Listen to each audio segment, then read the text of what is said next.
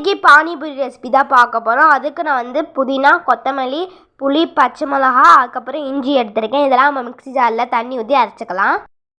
பானிபூரி ரசம் ready ஆயிடுச்சு. இதில் நம்ம கொஞ்சம் தண்ணி ஊற்றிக்கலாம்.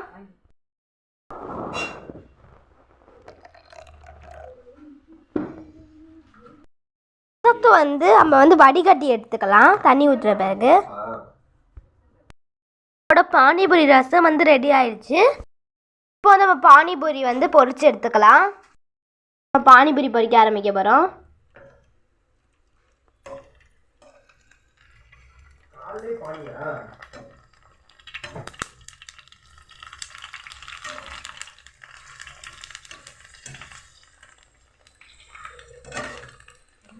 என்னடா